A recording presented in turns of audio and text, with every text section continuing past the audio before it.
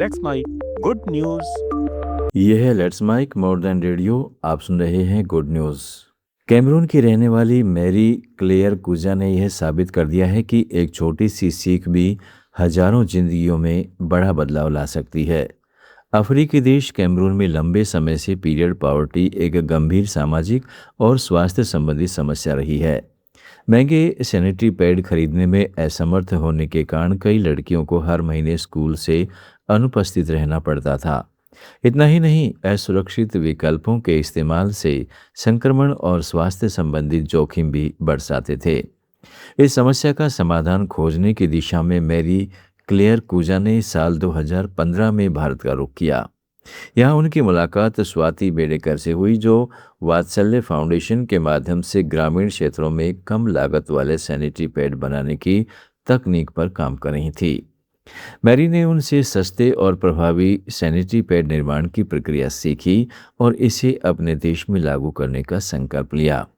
Cameroon लौटने के बाद उन्होंने स्थानीय स्तर पर आसानी से उपलब्ध बनाना फाइबर का उपयोग कर सैनिटरी पैड बनाना शुरू किया।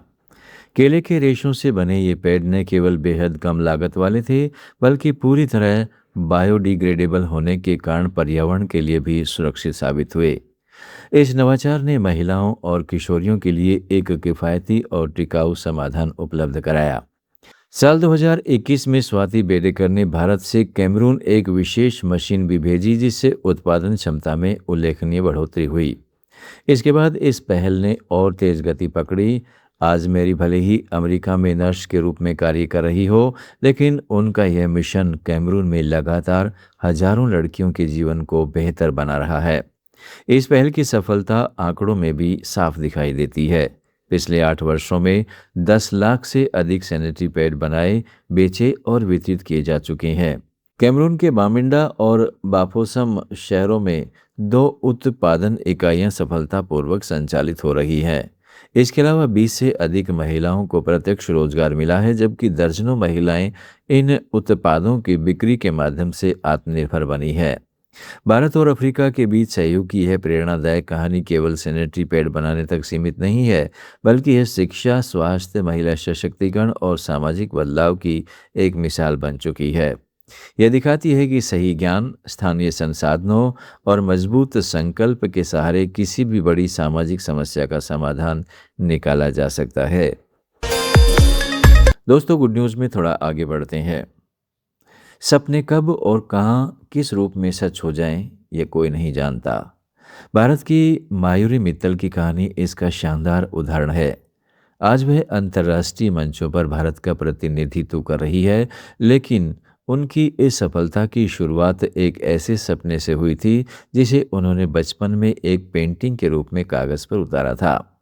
करीब 28 साल पहले, जब मायूरी केवल 12 वर्ष की थी, तब उन्होंने एक पेंटिंग बनाई थी। उस समय उन्हें न तो रेड कारपेट का मतलब पता था और न ही दुनिया के सबसे प्रतिष्ठित फिल्म आयोजनों में गिने जाने वाले कांस फिल्म फेस्टिवल के बारे में कोई जानकारी थी। फिर भी उस पेंटिंग में उन्होंने खुद को एक भव्य मंच की ओर बढ़ते हुए दर्शाया।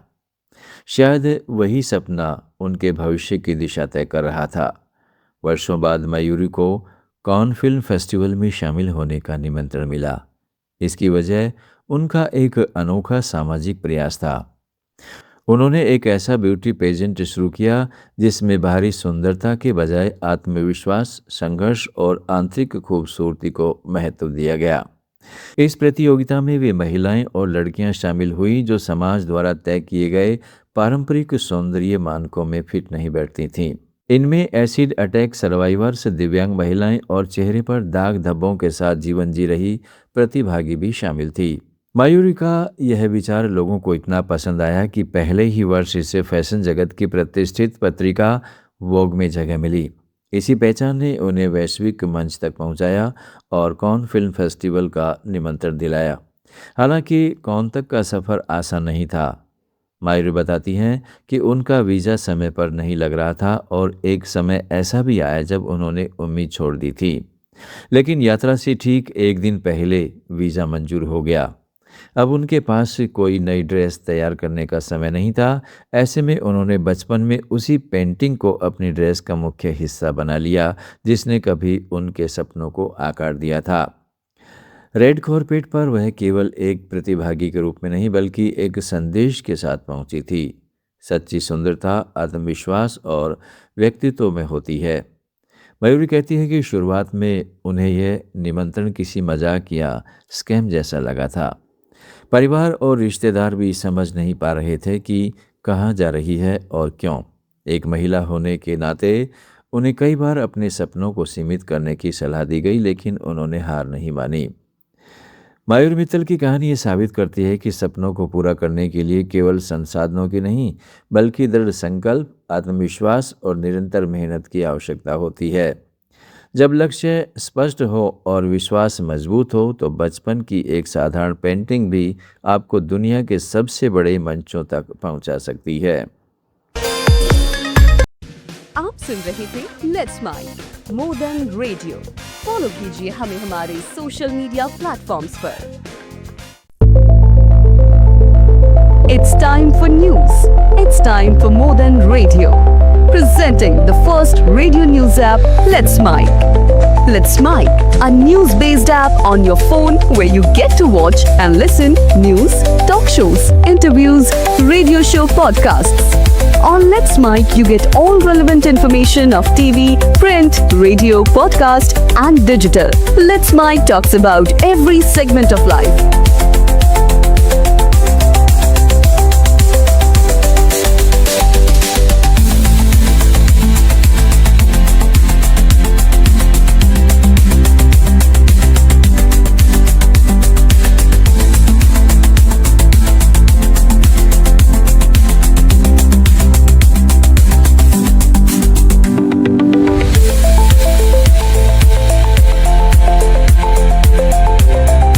Download the app now from Play Store. Available both on Android and iOS mobile phones. Follow us on YouTube, Instagram, Twitter, LinkedIn, Facebook, Telegram, WhatsApp, Snapchat. Let's talk, let's connect, and let's mic. It's time for news. It's time for more than radio. Presenting the first radio news app, Let's Mic. Let's Mic, a news-based app on your phone where you get to watch and listen news, talk shows, interviews, radio show podcasts. On Let's Mic, you get all relevant information of TV, print, radio, podcast, and digital. Let's Mic talks about every segment of life.